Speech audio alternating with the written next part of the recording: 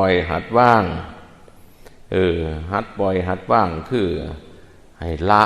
ความโลภเพราะไว้ให้ละความโกรธให้ละความหลงลดเพราะไว้คือกันกับเฮานี่เนี่ยล่ะมีความโลภหลายจังซี่หัดลดลงจินอย่าสิโลภหลายจนหาบ่ทันเนาะก็ปัดไปเฮ็ดทุจริตอีกล่ะหั่นนี่หาไปหามามันอยากโลภหลายมันก็หาบ่ทันมันก็ไปโกงเงินของผู้อื่นบัดมันก็ไปลักเอาของผู้อื่นบ่ลักก็โกงบ่โกงก็บ่ลักก็ตัวบ่ตัวก็ต้มอยู่พอปานนั้นเนี่ยนำอยู่พอปานนั้นจนว่าเป็นบาปเป็นกรรมบัดนี่อยากได้หลายก็เลยไปจักสิว่าจังได๋เด้อบัดนี้บ่จักยืมหนี้กู้สินไปหาไปก็บ่ได้ตามเป้าเลยเศร้าโศกโศกาภิไรดำพันเข้าไปอีกก็นี่เข้าว่าทุกข์เพราะมีหนี้เพิ่นว่าอินาทานังทุกขังโรเกการเป็นหนี้เป็นทุกข์ในโลกเพิ่นว่าคือมันโลภหลายมันอยากได้หลายแต่ว่ากินบ่หลายดอกซ่ากินเนี่ยมันม่วนหาว่านั่นกินจนตายมันก็บ่เบิดดอกลางคนก็ได้มันบ่เศร้าบ่แย่จักเทื่อความโลภมันเฮ็ดให้สร้างบาปบัดนี่ไปเฮ็ดให้ฆ่าสัตว์ลักทรัพย์ประพฤติผิดในกามก็ได้เฮ็ดให้ตัวให้ต้มกินเหล้าเมายาก็ได้ความโลภนั้นเป็นกันเลยบ่ปกติบัดนี่บ่ละบ่ถอนนะเอาเฮามาหัดให้ความอยากมันลดลงใจมันจังสงบต่อมาก็มาละโกรธอีกเฮามีความโกรธเป็นท่าเนาะความโกรธมันละได้บัดนี้เฮาก็บ่ส่งเสริมมันหัดเป็นคนใจดีบัดนี้ความโกรธนี่มันเฮ็ดบาปในมดกูแนวเพิ่นว่าเป็นความโลภความโกรธนี่มันเป็นรากเหง้าของอกุศลเพิ่นว่านี่แปลว่าบาปเด้อกุศลที่ยังไม่เกิดก็เกิดขึ้นที่เกิดขึ้นแล้วก็เจริญมากขึ้นเพิ่นว่ารากเหง้าของอกุศลอันแล้วมันโกรธขึ้นมาเฮาอย่าไปทำตามเด้อเห็นบ่เด้อโกรธนี่ล่ะมันสิฆ่าคนก็ได้ผ้าลักทรัพย์ผ้าประพฤติผิดในกามผ้าตัวผ้าต้มผ้ากินเหล้าเมายาก็เพื่อความโกรธนี่ล่ะโลภตัวหนึ่งโกรธตัวหนึ่งนี่เดียวมันเป็นของยากเพิ่นว่าเป็นของเฮ็ดให้เฮานี่เดือดร้อนในปัจจุบันบัดนี้เฮาต้องลดลงเฮาหัดเป็นคนใจดีล่ะแต่ละมื้อนั่นล่ะให้ทัดบ่โลภบ่โกรธต่อมาก็บ่หลงมั่วเมานะบ่หลงมั่วเมาในรูปในเสียงในกลิ่นในรสในการสัมผัสทั้งหลายความหลงนี่มันก็ยึดมั่นว่าอัตตาตัวตนมันว่าตัวกูของกูแล้วมันรถสิเอาว่าเป็นของเฮาอีดีอีหยังก็ได้ทรัพย์สมบัติภัสถานบ้านช่องเงินทองไร่นาที่ดินทั้งหลายมันเราบ่คิดว่ามันสิจากไปสักวันหนึ่งมันบ่ปล่อยบ่ว่างไว้มันก็เลยเศร้าโศกในปัจจุบันนั่นล่ะหลงนั่นแหละเพิ่นว่าทรัพย์สมบัติภัสถานบ้านช่องเงินทองไร่นาที่ดินทั้งหลายมันเป็นของประจำโลกเพิ่นว่าทรัพย์สมบัติทั้งหลายมันก็เป็นของประจำโลกเฮามาเกิดก็ซ้ำมาเยี่ยมโลกชั่วคราวเนี่ยอันเนี้ยบ่มีประโยชน์อิหยังสุดท้ายร่างกายเฮาเขาก็เอาไปเผาบ่เผาก็ฝังบ่ฝังก็เผาคือมันอยู่ในโลกนี่บ่กี่นาทีก็ต้องเผาแน่นอนนี่จะไปไหนพ้นนั่นสิ่งที่บ่ไปไหนพ้นน่ะเฮาก็คือกันบัดสักวันหนึ่งต้องถูกเผาบ่เผาเขาก็ฝังไว้สักวันคันมีอุบัติเหตุนี่เขาย่านมันมาเอาผู้ใหม่อีกเขาไปดอยไว้เผาไว้บ่ได้เด้ว่าซั่นว่าวิญญาณมันเครียดมันไปเอาหมู่มาอีกได้เพิ่นว่าคือแท้เด้น่ะบ่แม่นหรอกว่าเวลาตายบัดตายด้วยการบ่ได้บำเพ็ญคุณงามความดีบัดนี่จิตมันเศร้าโศกเท่าใดเทื่อมันก็อยู่นำเฮานี่เดี๋ยวคือมันอยู่จังซี่น่ะมันก็นั่งอยู่แต่ว่ามันไปถามผู้ใดมันก็บ่ตอบมันนะมันเลยทุกข์หลายจังหูจักว่าเจ้าของตายตอนนี้นะตายที่แรกมันบ่จักเลยมันก็เลยไปมันเอาจิตถามนะมันบ่มีเสียงบัดซ้ำเฮาคิดถามจังซี่น่ะเฮาอยู่นิ่งๆคิดถามพ่อใหญ่สดเบิ่งคิดเอานะพ่อใหญ่สดนี่ก็สิบ่ปากเลย เอาจิตคือถามนะหรือไม่ไงนั่นไม่ไงนี่อยู่ดีสบายอยู่บ่ว่าซั่นเอาจิตคือถามเท่านั้นก็นั่งเฉยของฉันแล้ว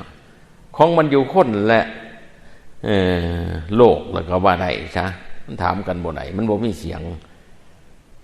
พวกนั้นพวกตายไปจึงเศร้าโศกแห้งบาดโอ้มีเม็ดก็คือบ่มีเพิ่นว่ามีอีหยังก็คือบ่มีญาติพี่น้องเขาก็บ่เหลียวบ่แลเลยว่าซั่นว่าบ่ว่าไผดอกคันฮอดวางนี่โศกอย่างหน้าดูแล้วซ้ำเฮาบ่ทันตายน่ะบ่มีผู้ใดเว้านำเฮานี่ก็ทุกข์เติบอยู่เด้บ่แม่นบ่ทุกข์เด้สั่งพ่อใหญ่นั่นน่ะว่าซั่นว่าอย่าไปเว้านำมันเด้อไผก็ได้ว่าซั่นอย่าไปใกล้มันว่าซั่นมันถามก็อย่าปากว่าซั่นเท่านี้ก็พอตายนี่เฮาขนาดบ่ทันตายที่มันเศร้าโศกแห้งคันคนบ่มีบุญเป็นซั่นป้อยนะจังว่าบัดมันต่างกันบัดเนี่ยคนตายโดยการได้สร้างน้ำทำบุญตายโดยคุณงามความดีมันบ่เกี่ยวกับญาติบัดมันมีญาติผู้ใหม่มาอีกบัดมันเลยบ่เศร้าโศกญาติจังไดคือกันคนใดละโลภละโกรธละหลงใดให้ทานใดรักษาศีลเจริญภาวนามันก็มีเทวดาเด้บัดนี้มาเอาไปอยู่นำบัดมีญาติแบบใหม่เขาเอาไปอยู่สวรรค์สันต่างๆแล้วเขาขี่รถทิพย์มารับเอาคนได้บัดมันก็บ่เศร้าโศกแล้วคือกันกับอุบาสกธรรมิกะอุบาสกนี่แหละเล่าทำบุญตั้งแต่บ่ทันตายมีให้ท่านมีรักษาให้ท่านกับคู่มือรักษาศีล5กับคู่มือวันอุโบสถกับคู่มือฟังเทศกับคู่มือฟังเทศจันละป้าใจมันดี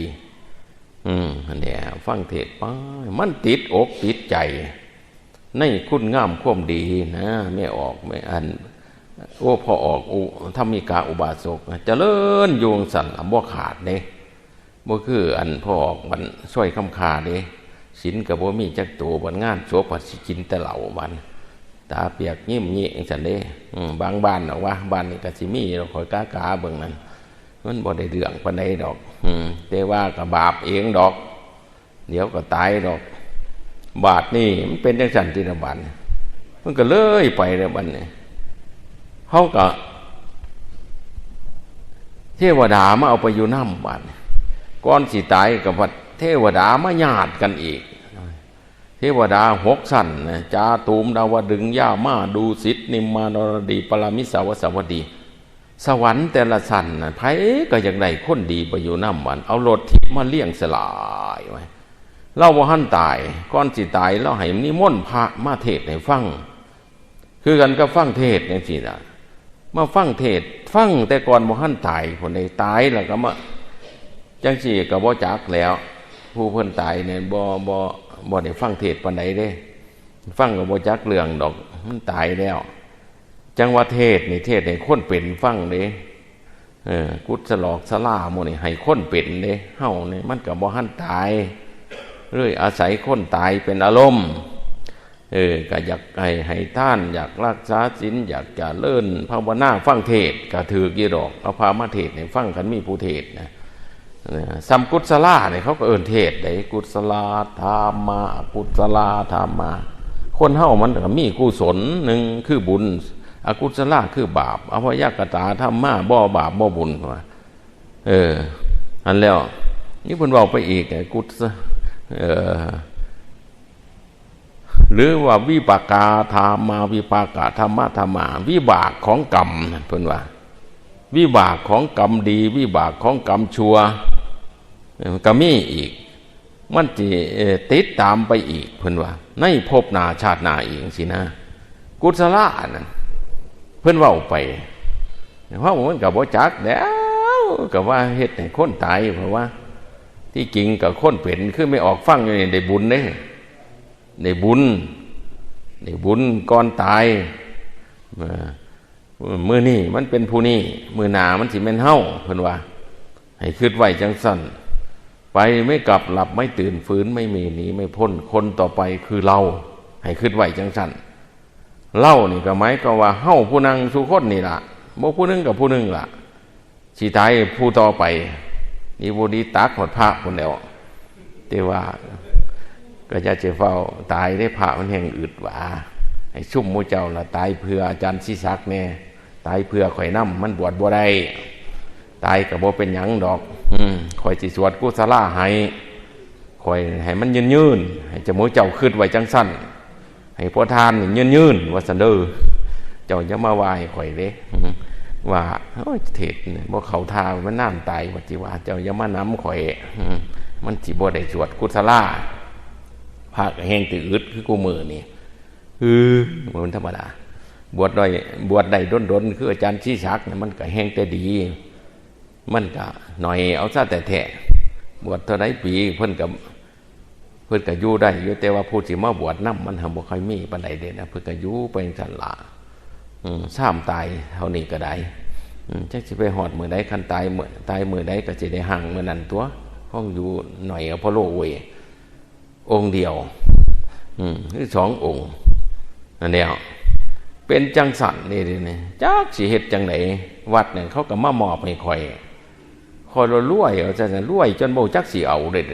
วัดนั่นก็ไปอยู่เนี่ยหลวงพ่อเพราะว่านั่นแหละคือวัดบ้านอันหนองกอนมอบให้ข่อยไปจนหนทางสิเป็นโศกตัวข่อยก็เลยไปพักอยู่หั่นพักซุ่มนั่นปัดหิวบุญบาดนี่บอกว่าหลวงพ่ออยากได้หยังสั่งเลยอยู่ติว้ายตัวข่อยก็เว้าไปเนี่ยเฮ็ดตูบติล่ะข่อยว่าเฮ็ดตูบอยู่หั่นมาลึงตึงต่างได้4หลัง5หลังล่ะบ่จักปีบจักโหว่ามีพระมาอยู่นำมันใจดีบัดได้กินได้ทานว่าซั่นแต่ก่อนนี่โอ้ยว่าซั่นพระอยู่วัด1องค์2องค์น้อยพันหนีไปยามบ้านก็บ่มาจักเทื่ออาหารจัดไว้ก็บ่ได้ใส่ว่าซั่นเหงาหมดบ้านหมดเมืองว่าซั่นว่าข่อยเลยว่าเป็นหยังคือบ่ไปจังหันเฮือนพญาวานว้ายมาสร้างว่าแต่หลวงพ่อไผสิขึ้นจักเถื่อว่าซั่นว่าห่วยมันน่ะจูพระบ่ได้ไปหันโอ้ยคนเข้าวัดนะบ่แตกจักสิฮอดมื้อใดล่ะว่ามันเบื่อมันก็ไปไผไปมันคือกันเด้อไอ้เถื่อมันก็หลอกเฮานะเอ้ยล่อมันไว้สูไปได้หลายได้มันจะนี่ก่อนสิว่าบ่จักล่ะว่าข้อยก็ชอบมันอยู่หั่นล่ะอ้าวตัวเฮ็ดเข้าไปจ่อบาดาลตัวมันก็เอาบาดาลมาจ่อเฮ็ดคืออย่างใดคักไว้ตัวอยู่เลยเด้อหลวงพ่อบ่จักตัวว่ามาวางซานเพิ่นยังว่าเอาเลยเพิ่นว่าใส่มองใส่เฮ็ดลงครัวเพิ่นว่าได้พอก็4 10 ปานนั่นล่ะเพิ่นว่าสิไปหาเตียสดอยู่เพิ่นว่าเพิ่นเอิ้นพ่อใหญ่สดเป็นเตียสดละวันละสิมาม่างให้อยู่ได้เอาเพิ่นละวันแต่สิเอาค่าน้ำมันเพิ่นว่าแต่ว่าถามแน่ล่ะเตียเจ้านั้นทั้งเตียราคาน้ำมันแล้วก็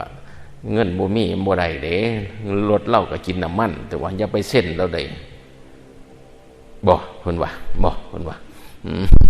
เตียมันเตียแล้วก็รถเล่าก็กินน้ำมันเด้เขาว่าครับเพิ่นว่าเส้นบ่ได้บ่เพิ่นว่าจักแต่ว่าเส้นมหาพาสนี้น่ะมันเตียสดสิไปทั้งข้างเด้ตัวโยมนี่ก็เอาแต่ไปเพิ่นว่าโอ้ยจะมันม่วนว่าท่านว่านั่นเขาเฮ็ดบุญเพราะไหวบาดนี่ไปเดี๋ยวเขาก็ดีใจวัดก็ห่างคือว่าเขาบ่มีผู้บวชเนาะโอ้ยจะสิเว้าว่าท่านว่าบ่มีพระมีเจ้านี่จิแม่นมันเศร้ามันโศกเพิ่นว่าตื่นขึ้นมาเคยได้กินได้ทานมันก็บ่ได้กินได้ทานผัวกับเมียก็ผิดกันบาดหลวงพ่อเพิ่นว่าบ่ธรรมดาเด้ใครเนี่ยแต่หลวงพ่อเปิดแต่ท่านนี่วิทยุกระจายเสียงทนแล้วพอได้ฟังย่ำเมียจมก็เปิดหลวงพ่อคาวงไปพนว่าที่โอ้แนวนั้นก็มีเว้ยคอยมันเป็นกรรมการอยู่กูเฮือนตัวนี้ตัวเอาดีละไปวะนำไปโอ้ยฟังเทศหลวงพ่อจะเป็นมวลว่าเขาเอาบุญนั่นฟังเทศเขาหลดได้บุญตื่นแต่ตี 3ผลใส่ผลบอกโอ้ย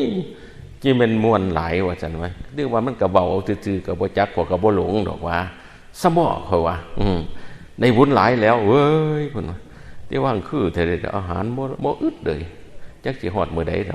ว่าขนมมันใส่น้อยลงแล้วล่ะมันเทียนยอมนะกาเบิ่งนั่นแหละเพิ่นได้บุญเพิ่น ตาตีตาล้านจักยังตัวยังหนกบัดนี้นี่ล้ามึงสิโศกบ่คอยก็ชอบอยู่ก็เป็นตาจากหัวแต่ว่าหางดวงดีนะหมดมันคืออื่นที่ภาษาดอกไอ้เนี่ยก็อื่นภาษาเทวทูตมันลาอันวัตเนลาไปทั้งโอแมนล่ะลาให้เฮาเฮ็ดไว้จังซั่นเด้อใจมันก็ดีเด้ มนุษย์เห็นพอใหญ่โจดไอ้ก็ย่านลื่นมันปิดน้ำก่อนแล้วเขาให้เฮ็ดไว้บัดไปจังว่าเขาเฮ็ดบุญไว้บัดสิตายบัดนี่ก็มีญาติใหม่อีกมีเทวบุตรเทวดามารับบัดรับไปเมืองสวรรค์ผุนบัดมันก็บ่ขาดทุนเดียวซุ่มบ่ได้เฮ็ดมันก็ตายเป็นพิเพศบัดเลาะอยู่น้ำปราสาทนี่จืดสิอยากอีหยังห้องอ้อยอยู่ได้ไงผู้หูทิพตาทิพจังเห็นซุ่มบ่มีหูทิพตาทิพมันก็บ่เห็นแล้วบ่เห็นแล้วโง่มันสิหนีไปใส่เลยบ่มีอาหารการกินอีหยังเพราะว่าตัวบ่ได้เฮ็ดบุญไว้มันสิไปเกิดเป็นเทพบุตรเทวดาก็ไปบ่ได้บางครั้งบางคราวก็ไปหลอกไปหลอนพี่น้องแล้วบัดให้พี่น้องทำบุญอุทิศให้จังซั่นก็มีเด้ไปแล้วมันก็หลอกหลอนนี่เข้าคว่ำฝันแน่เฮ็ดให้งูสิงขึ้นเฮือนแน่เข้าดำเข้าแดงแน่จักยังตัวยังเดี๋ยวก็เป็นเฮ็ดให้ย่านนะบ่เป็นตะอยู่แล้วระวังเถาะผู้ตายไปบ่มีบุญระวังมันสิไปหลอกแม่หั่นหลอกอยู่ตรงเฮือนมันเว้ยแต่อย่างหัวน่ะเปิงปังบ่จักยังตัวยังบาดนี่เว้ยชุ่มยังนะตับหดเบิดนั่นเดียวสิแม่นของดีจำบ่ตายบ่มีบุญนี่เว้ยมันบ่หนีเด้นั่นเถื่อมันก็ตายไปเป็นกับแก่หมดน่ะตายไปเป็นงูเขียวอยู่นำหมดน่ะแล่นอยู่ทั้งคืนพุ่นคึบอยู่งูกับแก่น่ะเว้ยตีนมันเหนียวแท้แต่ย่ำเปิดไฟฟ้ามามันก็อ่อนช้อนเฮือนมันอยู่มันว่าเฮือนมันจบแท้หัวกักจบแท้ลูกหลานพญานกับแก่เขามันไล่มันกับแก่เขาก็ไล่หนีสันเดียวหนีพอดีเขาก็ยางสติกใส่ตายซ้ำนี่ตายแล้วก็เกิดอีกอยู่อย่างจันออกจากคันก็ไปเกิดเป็นหนูซิ่งโคตรง่าอยู่พนละซุ่มห่วงหน้ากับเว้นหาหอยเด้ไปเป็นหนูขวดน้ำกันแท่หน้าขวยจุดพุ่นอยู่น้อยก็เอาวนแต่เกียงเส้นหน้าผากไว้ใต้เขาก็เอามาเฮ็ดพัดเส้นใบตะเผาซะจังเดียวแจ่มเหล่าพร้อมซุ่มยั่งนี่ก็ได้ก็บอกว่าพอว่าแม่เฮาได้จะสร้างเดี๋ยวเนี่ยตัวเกิดจังสันจังเดียวตายไปเขาก็ไปเป็นเป็ดอีกไปเป็นไก่อีกเขาก็เลี้ยงอยู่จังเดียวที่ว่าต่อไปเขาเอาต้มโอ้มีแต่แนวเป็นอีหยังมันกะจีมันถูกมันหยาดนี่ตั้งแต่มีบุญแล้วมีบุญไหวถึงที่สุดเราให้เฮาเฮ็ดจังซั่นล่ะเด้อให้ทำบุญไหวเด้ก่อนจิตลมหายตายจากนี่ก็ได้แต่ว่าตายไปแล้วก็แล้วดอกเฮาอย่าไปเจ้าโศกโศกาไปไล่ล่ำพันให้เฮ็ดบุญหาผู้ตายนั่นเทื่อมันก็เจ้าโศกโศกาไปไล่ล่ำพันเฮาก็เฮ็ดบุญให้อุทิศบุญให้แล้วก็แล้วดอกจักได้บ่ได้กันเด้ได้ก็แล้วบ่ได้ก็แล้วนั่งเทื่ออุทิศบุญมันก็บ่ได้มันไปตกหมอนรกก่อนพอเนี่ยโยมพระบาลแล้วเอาไปแล้วไปสอบสวนสตินะตัวนี้ที่ตัวอาการหนักเกิดเมืองมนุษย์เฮ็ดบุญหยังไงเนี่ยเพราะว่าเคยได้ให้ท่านรักษาศีลเจริญภาวนาได้อ่อนน้อมถ่อมตัวได้ปฏิบัติบิดามารดาครูบาอาจารย์บ่ถามไปมันมองสิได้บุญเขาถามว่าบ่ได้เฮ็ดบัดนี่ตัวนี้จะตัวอาการหนักเขาก็ลงมานรกอุทิศบุญให้ก็บ่ถึงนี่นังเถื่อเขาก็สอบสวนไปหันเบาเนี่ยเขามาเป็นพิเพศบัดทรมานบ่ต้องมีเขามีน้ำกินดอกมึงบ่สร้างน้ำทำบุญไว้จะเข้าเป็นมนุษย์ไปเป็นผีเพศว่าจังสันผีเพศนี่ท้องทอกองเพศ คันผู้ว่าโพดเพราะว่าท่อผู้เขาอาการหนักแล้วเว้ยปากท่อหู้เข็มบัดหู้เข็มมันสิไงปานใดเฮาแย่ได้ไปกับสิ่งทุกข์สิ่งยากตาบ่ดีเท่าๆแน่มันก็แย่บ่ถูกเดี๋ยวจำพ่อใหญ่สดนี่ไปแย่แต่ได้แย่หู้เข็มนั่นเตือก็เอาทั้งปลายพุ่นได้มาแย่เห็นผู้เฒ่าลังคนอย่างตำโบราณแย่อยู่จนเครื่องมือมันก็บ่เข้าเพราะว่าเราเอาปลายมันขึ้น หูมันลงทางลุมใหญ่เฮ็ดหยังไม่ใหญ่กูแย่ก้นเข็มผมว่าเอ้าเจ้าคือจังเอาปลายมันแย่จักแล้วแล้ววะมันก็เป็นจังซั่นแล้วท้องทอผู้เขาปากทอหูเข็มกินหยังก็บ่อิ่มจังซั่นน่ะก็ทุกข์ทรมานเป็นหยังบ่ได้สร้างบุญไว้บ่ได้สร้างบารมีไว้ในตั้งแต่เข้ายังมีชีวิตอยู่เป็นคนเทวทูตมาเตือนแล้วความแก่มาเตือนความเจ็บมาเตือนความตายมาเตือนเฮาก็ยังบ่สำนึกอยู่เพิ่นว่าเขาให้มาเป็นเพศบัดซุ่มนั่นแหละซุ่มอัน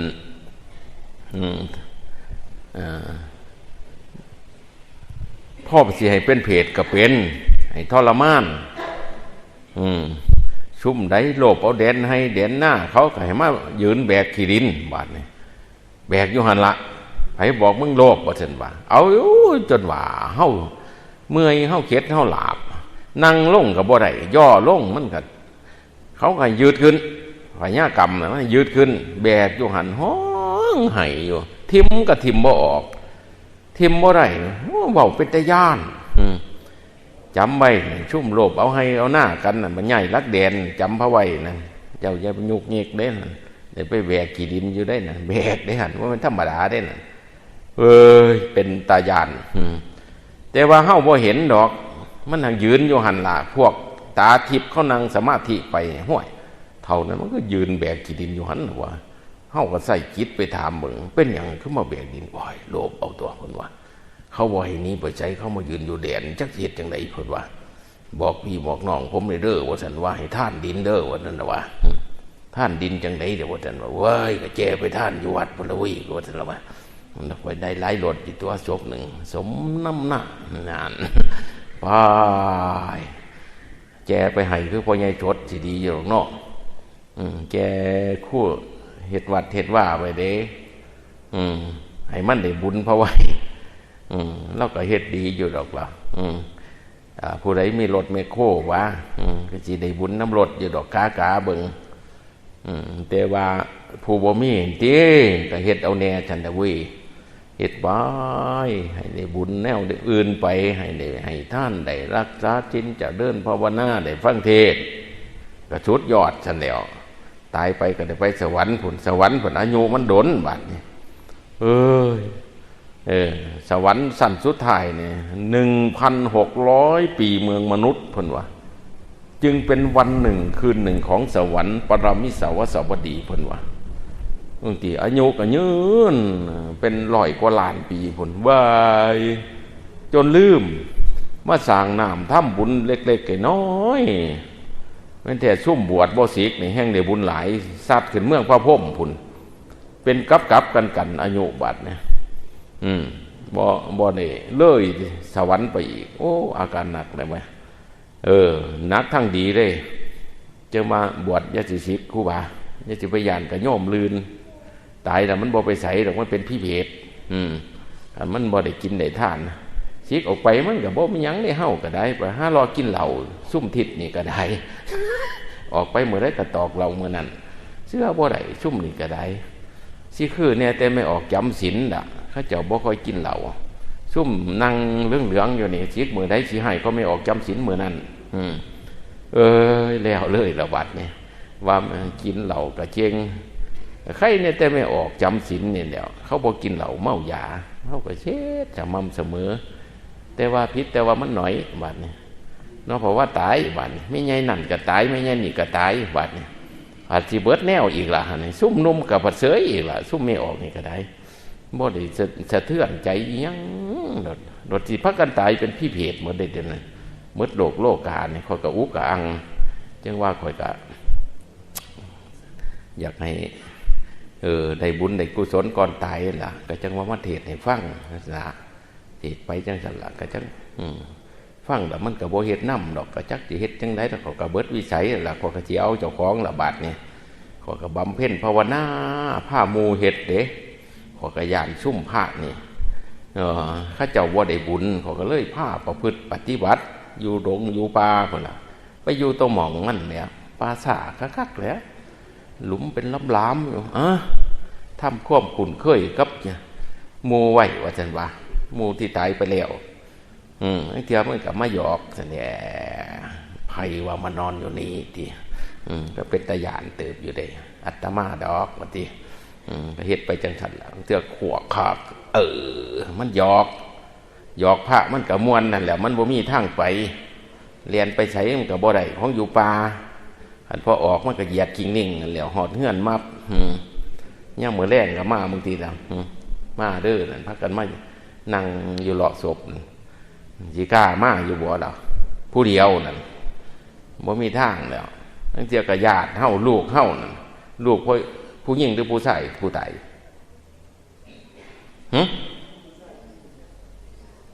ผู้ชายผู้หญิงผู้ตายอยู่นี่ผู้ชายหรือผู้หญิงผู้ชายผู้หญิงผู้ชายผู้หญิงโอ้ถามแค่นี้ก็ตอบไม่ถูกซะแล้วเรานั่นอะไรนักหนานะอันแล้วว่าคือถอนเหล้าก็มานั่งอยู่กองพอดเนี่ยมื้ออื่นโอ้มื้อแลงดึกๆนั่นจ้างก็เอาแต่เงินน่ะเดี๋ยวผู้ใดก็ได้คันว่าคืนฮอดดีๆก็ได้เหยียดคิงนิ่งนั่นเดียวแล่นฮอดเฮือนไว้ปัญญังนั่นเดียวบ่หลายดอกจิตคนเฮานี่ดึกๆนี่ที่มันชั่วคักเลยค่อยเห็น